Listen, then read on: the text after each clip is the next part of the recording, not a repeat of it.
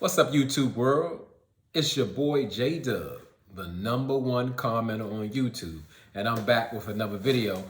Today I'll be reviewing Married at First Sight, Caution, Feelings Approaching. And I'm gonna just say it like this. I normally don't really review Married at First Sight because really it's 2 hours long, comes on late. It's kind of a struggle to do, but luckily I made some time to do it because just like last season, Married at First Sight set the world on fire with like the Chris and Paige thing again, and now it's like doing the same thing in this season. I told myself I wasn't gonna watch it because it seems so they want the drama so bad instead of kind of like trying to make successful marriages, but they got people on at odds with each other, like throughout the YouTube community, because people going Team Zach, Team Michaela, and I can say I'm not really on a team, but I do defend against some things I see people putting out, like as far as Michaela, like villainizing her. And that's just something I just don't really appreciate. Yeah, just like a whole lot of people, male and female, people have some emotional issues, some baggage they have from childhood, lifehood experience. But I'm not down with the villainizing our women. I can't get with that. And at the same time, we got these same people kind of downplaying what Jose did. Jose flat out on the last episode threatened violence, cussed the girl out, Rachel, like a dog, and now he can make amends, and he can change, and he can grow. I don't get with that, but it's almost like politics and religion. You gotta let people, be where they at. But sometimes, again, this channel, what's my motto? What's the channel's motto? Say what you say. You got to say what you say, because really, I'm sick of all this politically correctness. The only time I like say use caution where I don't want to get in trouble with you two because we're partners. But so other than that, a lot of things people will never say and ignore, and I'm going to address them. I almost want to rename this episode the episode, because you're going to see a few of those in there, because it's just like, you gotta take a second look at these things. So let's go ahead right into the review. We see Rachel and Jose, they having a sit down for the first time after the big blow up. And I'm like, why? Jose has shown Rachel who he is. I guess, she don't believe him. So Rachel starts out the conversation with, they meeting up, that she hasn't received the apology that she deserves. And it looks like a different Jose now. And Jose, like, he's looking, or when he's talking, he's just not making eye contact. And you can tell he's off. And the way Rachel's coming off to me is like she's forcing an apology out of Jose. He's not remorseful. He's not feeling sorry for what he did. He's just making excuses. And even throughout, like, I guess when Rachel was talking to Jose, he even like gives her attitude. He like snaps at her, and like still cursing, and like, you're still harping on me locking the door. I apologize. What else can I do? I mean, that doesn't sound like a person who's trying to make it right or sensitive to your feelings. So like, what makes you think that he's changed? And in a sense, yeah, she is harping on that door, but some other things should come up, like, hey, like, you cursed me out, you threatened to hit me with your wedding ring, and you were so cold and dismissive throughout the process and just not remorseful.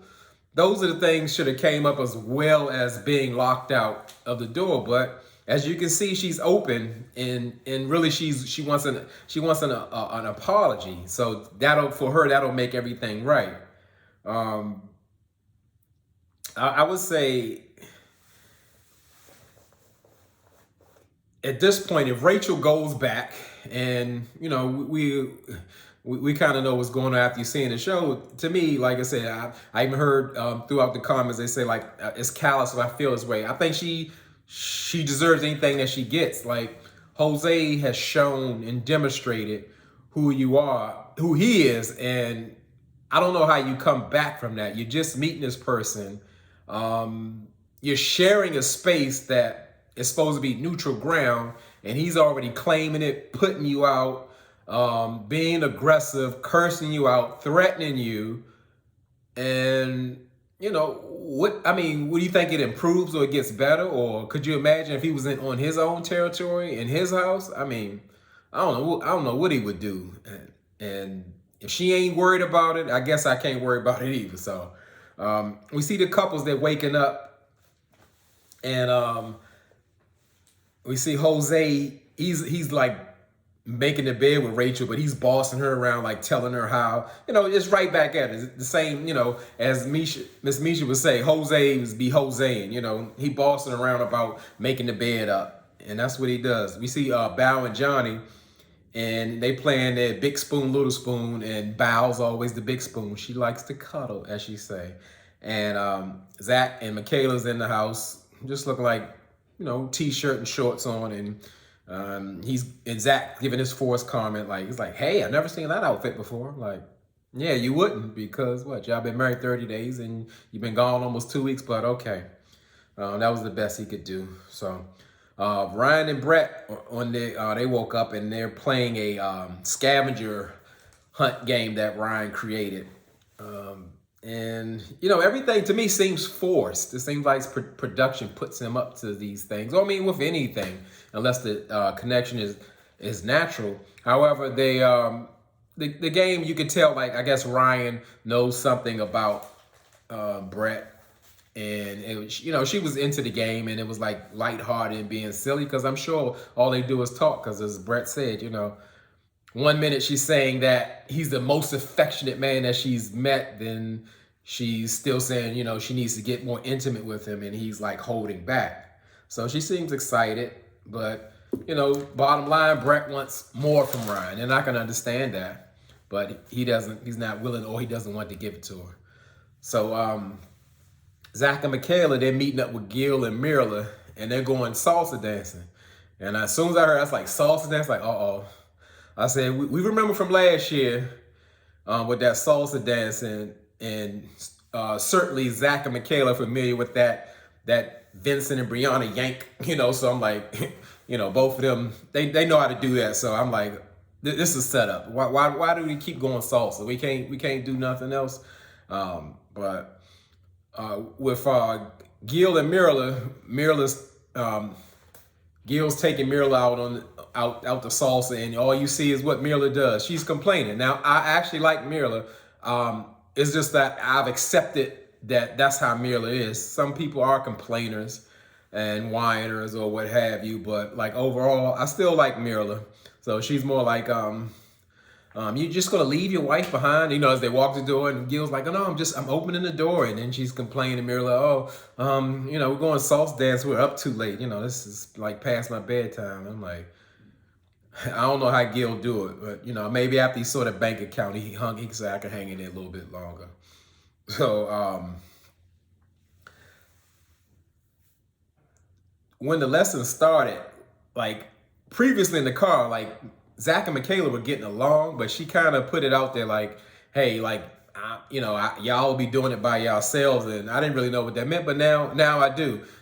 Pretty much early in the lesson, Michaela didn't seem like she was vibing with the lessons, and she like flat out quit, and she was good with that.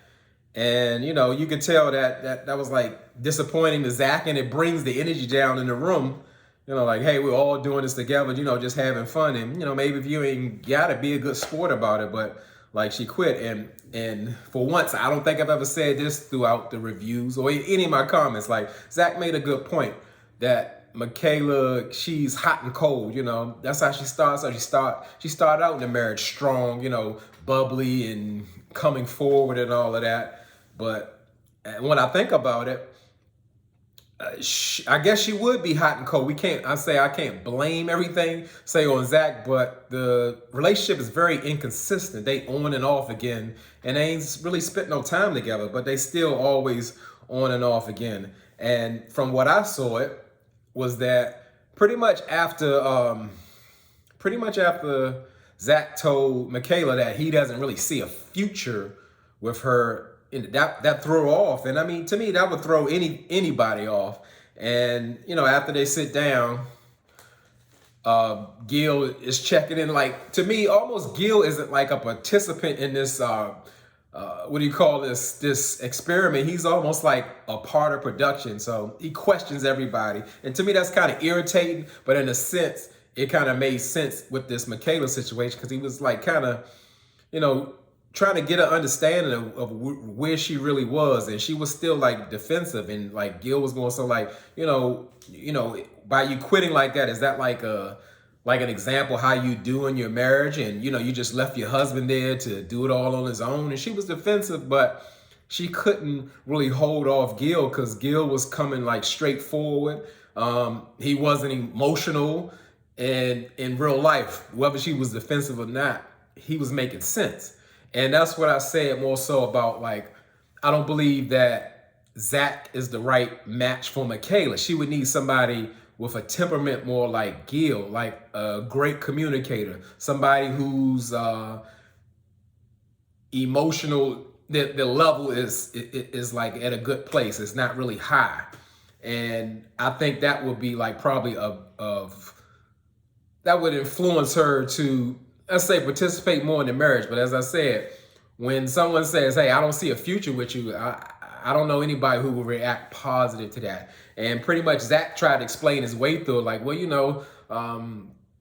when Gil's trying to mediate, Zach was like, well, just because I don't see a future with you doesn't mean that we won't have a future. And Michaela pretty much laughed in his face because, I mean, it just sounded ridiculous. So Gil, the mediator, just said they both had points and he understands where they're coming from. But you can see that, like, he's conserving. Mila, the good wife, is just sitting over there just smiling and just observing. So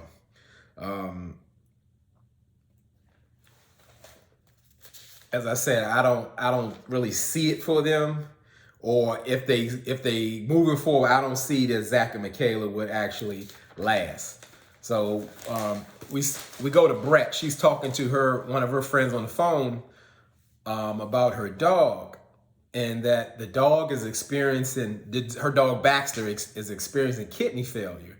And I don't know, something clicked in my head where I remember Brett and Ryan were talking about dogs, and she was saying that what if, Ryan brought up, what if your dog doesn't like kind of connect with me? And he was more like joking, like, well, he's lived a long life and, oh well, so like the dog got to go. And I wonder if he regret that, like just with that happening. Not sure, but that's the first thing that came in my mind.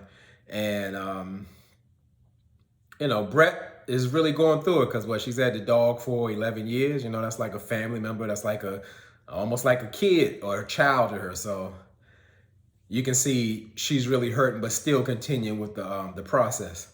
So we go to Jose and Rachel, and they're sitting down. They're having a heart-to-heart, and Jose is apologizing. He's making all these promises that I'm sure that he can't keep, and that he'll handle his anger. He's promising, not to be controlling, to check on her, to make sure, he doesn't lock the door on her, and he'll listen more, and all those things. And there's no part of me that believes Jose.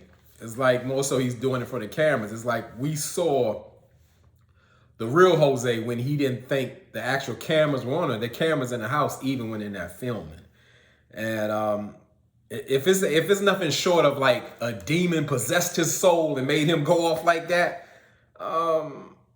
that's the only way I can think to make sense of it, because bottom line, that's his character. That's really where he is, because like the boy snapped on her, and I mean, he went with it. He took a bath in them emotions, and he was just going, and he went all the way, and he doubled down on it, and still had a chance to apologize over and over again. And he refused. So I know all of a sudden he's turned over a new leaf. So much she's saying that, hey, like, I guess him being single or living with himself, that he didn't realize what type of person that he was. And of course, Jose wants the pretty much the same things all troubled couples or married at first sight. They want to do a reset, without really officially asking for one.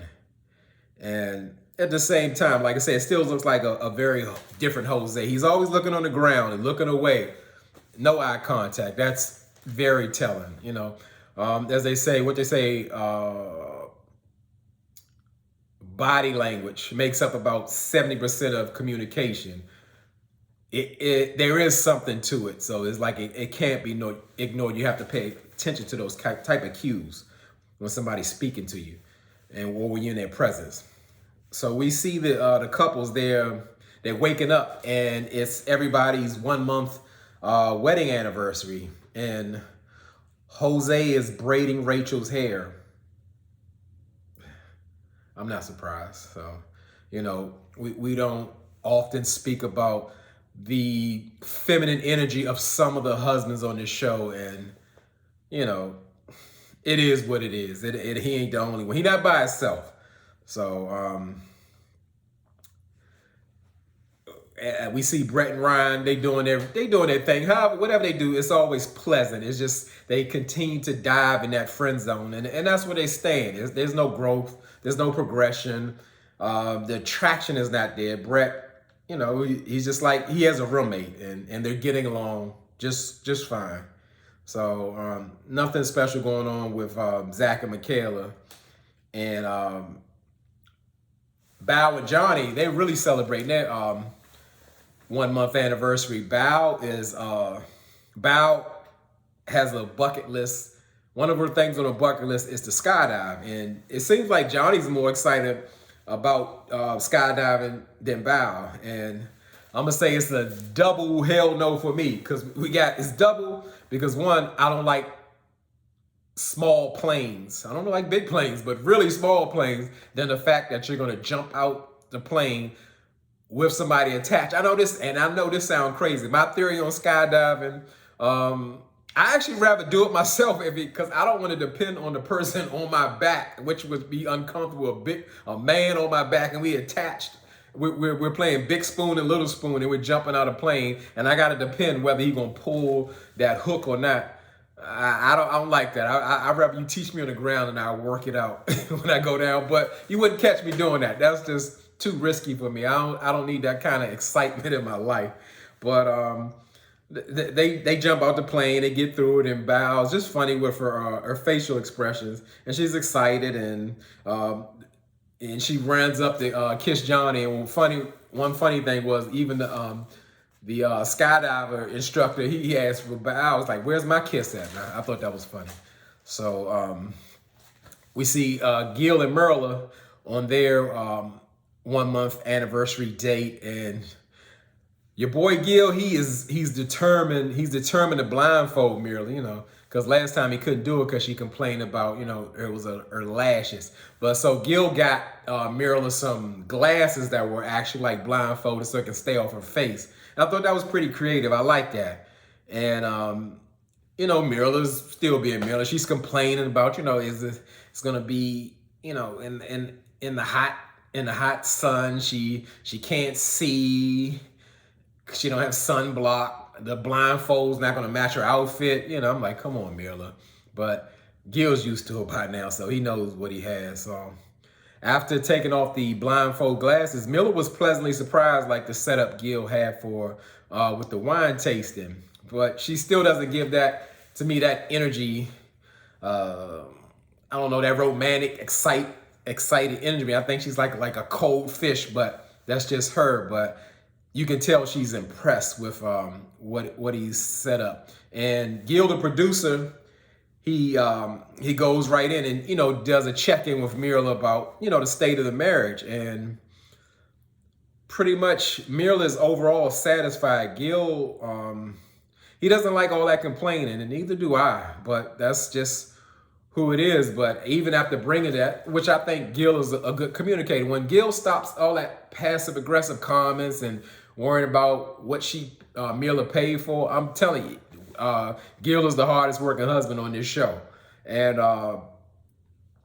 pretty much after Gil explained to Mirla, like, hey, all that complaining, affects me, I don't like it, she didn't make no promises to adjust. She pretty much just say, you see what you get, and that's what it is. You can love it or leave it. And Gil took it. So it ain't gonna change for much of the show. He's gonna have to really cater to Mirla, and that's a struggle, but Gil's up for the job. So we see Johnny and Bao, they're doing their 1 month check-in, as far as their anniversary, and when Johnny starts to talk, he has to put out a dissertation instead of just, putting it plain on how he thinks. And it was too much to sift through. So I'll just bottom line it out. Johnny wants to be stimulated throughout the day. And normally, men and women are different, but commonly that's like how a woman would want to do. Just like, don't just come home and you want to have sex. I want you to give me foreplay throughout the day, stimulate me, send little messages or calls and check-ins. And Bow, Johnny needs that from Bow to get him going. He just doesn't want to come home to have sex. He wants to make it spicy. He wants it to be built. He wants it to be a build-up like throughout the day. And to me, like, that's what Johnny focuses on. He's driven by sex. And there's nothing wrong with wanting to have a marriage with a healthy sex life, but if that's your focus, you're gonna be disappointed, being married, because that's not gonna last. And Bao says pretty much what she needs from Johnny in her check-in is more like emotional and physical intimacy, not talking about sex. She does her thing. I want my cuddles, and Johnny already hates that, but I guess Bao is just going to be Bao, and he's just like, she just doesn't get it. And Johnny, to me, like, overall, he just wants a release. He's not looking for some type of connection. That's not what he's here for. So we see Michaela and Zach, they're going on their romantic 1-month anniversary date at the music studio.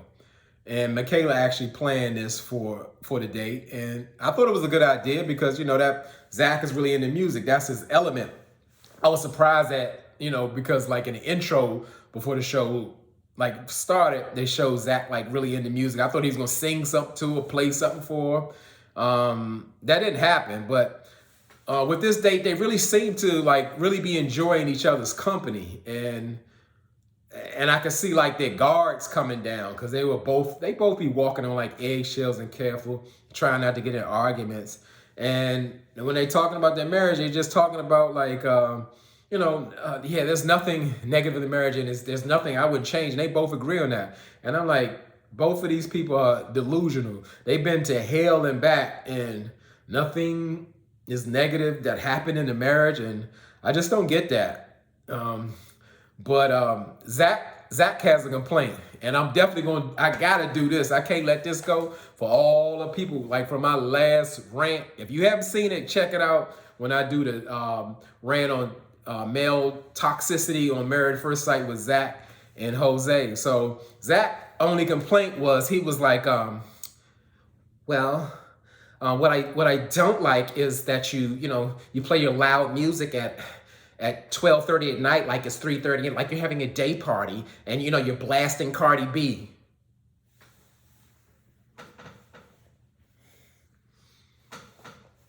When I saw that, it took me back to when Michaela found out that Zach is a Renaissance man and he makes lotions and crochets.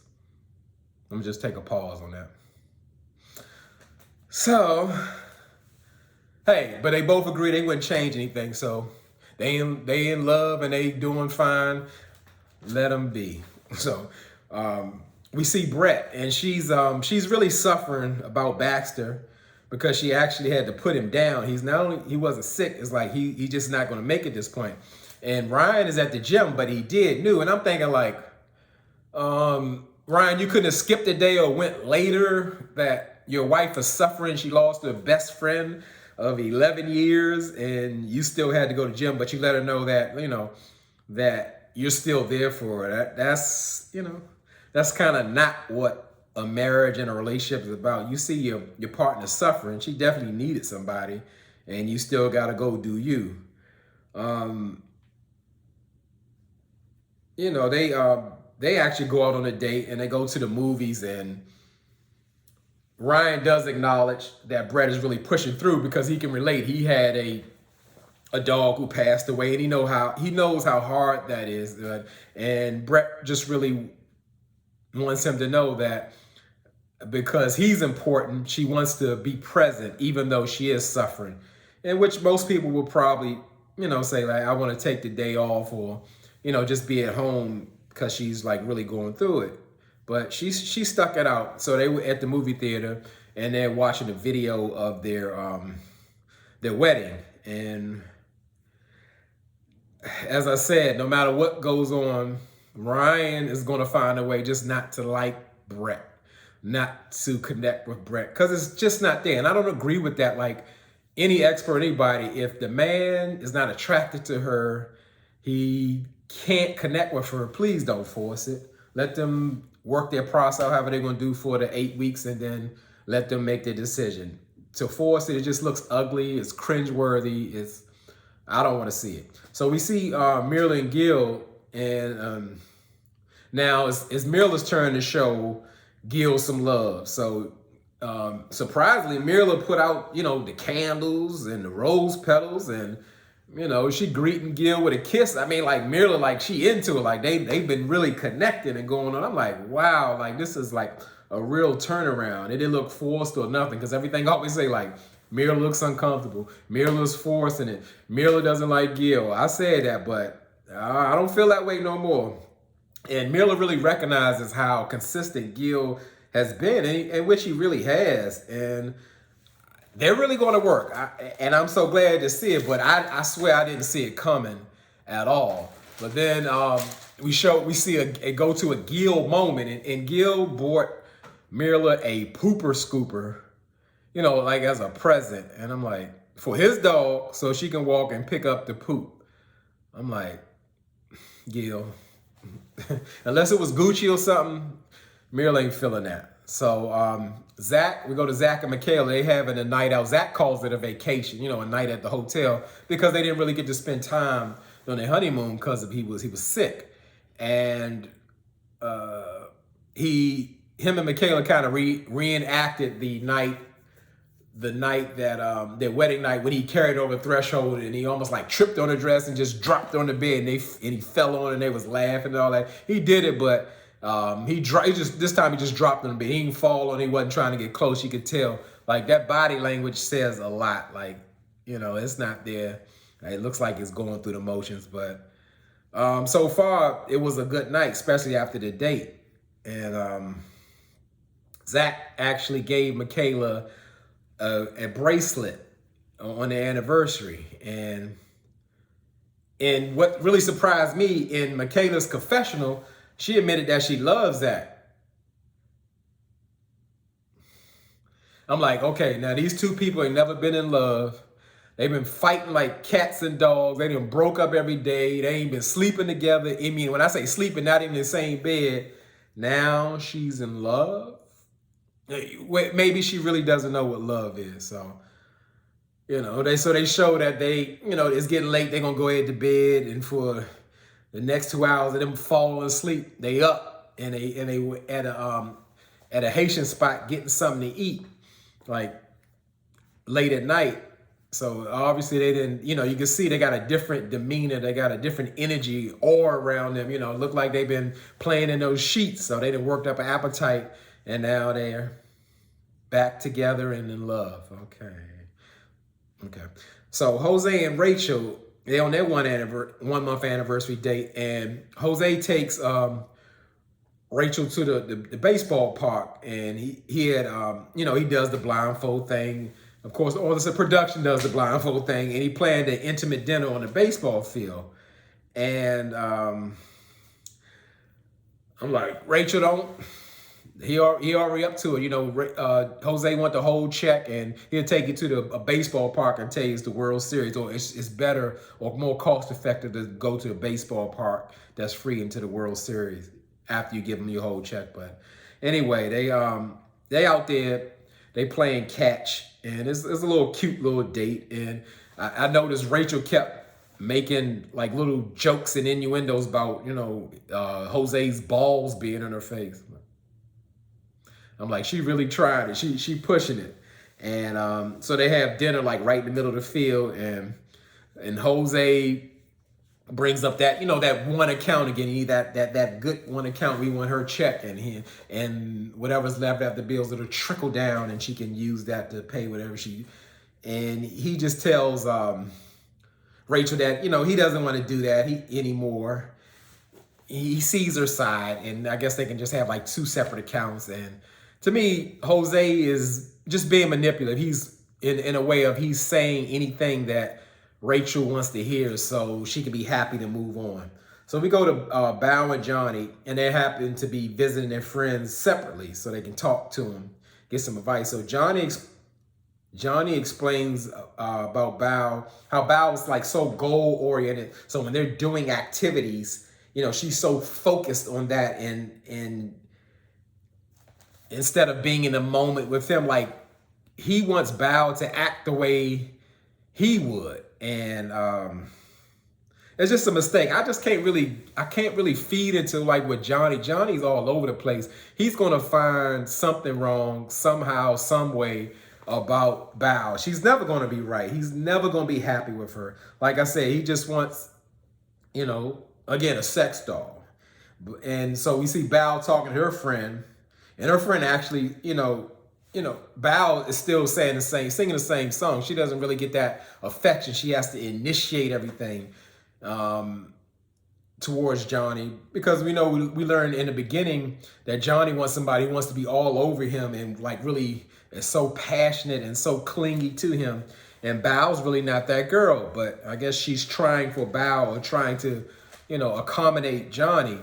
And Bao's friend pretty much said, well, have you communicated this with him? I'm like, this can't be Bao's friend for real, because Bao is an excellent communicator. You would know Bao. Bao got something wrong with something going on. She's going to tell you, and she's going to explain it thoroughly. So we go to all the couples are meeting up for lunch. And, to share their experiences after, being married for a month. And we all know who's going to narrate the discussion. It's Production Gil. My man is going to set up the forum and ask the questions. And Production Gil wants to know, like, with everybody, are they falling in love, or are they falling in like with their partner? And Zach says he could see himself like falling in love with Michaela, and Michaela flat out reveals like, hey, I've already fallen in love with Zach, and not only that, I told him. So let's go to Rachel and Jose, and they share their experience. And Rachel says, like, even after that toxic episode of 3 Days of Hell, and she fell in love all over again. And, because Jose made everything right with that apology. So she feels safe again. Delusional. So we go to sedated Ryan, and he's up next. And Ryan gives this politically correct speech about, I care about this girl. I like her, and I respect the hell out of Brett. All that. Yeah, I don't even think he said he liked. I might be giving that too much, but he cares about her, and he respects Brett. And regardless of how it comes off or what he think he's painting, Brett can see that he's not feeling her, and she wants more. And to me, it's just sad. But Brett is pretty much, she says, like, she's even though she's not getting what she wants from Ryan, she's always open to it, because she really wants it. She wants to be married to Ryan, but he's not giving much. So Gil says that he likes, and he sees himself falling in love. And Miller pretty much said Gil has exceeded her expectation as a husband, and she sees herself falling in love. I almost thought she said she loved him, but I wasn't quite sure, so I'm not going to put that on her just yet. So finally we get to Bao and Johnny, and Bao, like, she's been waiting for this. Like, she knew this question was coming, so she unloads to the group about Johnny that, she's growing in like. So we're not talking about no love. She don't even know if she like him. She said pretty much she does everything. Like, she does meal prep. She does gourmet meals for this man. And Johnny isn't much on, like, he doesn't initiate romance. He wants her to do pretty much everything. And that Bao said, like, hey, when I'm in relationships, I'm used to being courted, and Johnny is not doing that. And when I say Johnny was so pissed. Now, it looked like he was like he was going to cry, or he was about to cry, but I mean, you could see it was like straight out of anger. He just ripping flowers, putting rose petals all on the table. I mean, the pile was about to touch his chin. It was so high. I mean, he was pissed. So when it was time for Johnny to talk, he was like, I'd rather speak to my wife in private about this. And I thought that was great, because that's exactly what you do. Let's say if the Jose demon spirit comes over you, you take a step back, time and place. But so the couples want to do like a toast. Everybody done told their love and like story. And Johnny just runs out like a little kid, like I gotta go to the bathroom, or he gotta go to the bathroom.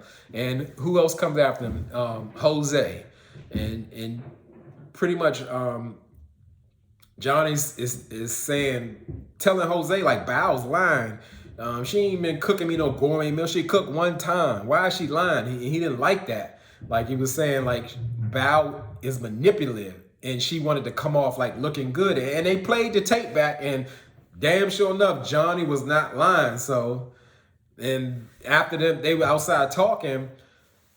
Bao just came out like she was confused, like she was looking for my Uber, and Johnny, I guess we're leaving.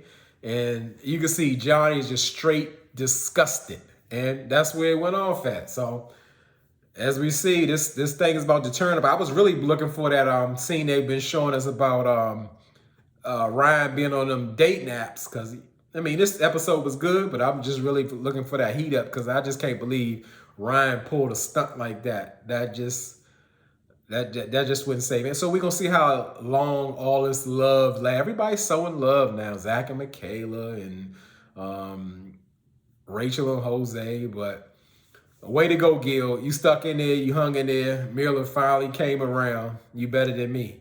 So again, I say, I thank y'all for rocking with me. I appreciate y'all. Y'all could be anywhere in this world on these YouTube streets, but you're here with me. And I appreciate that, and I really mean it.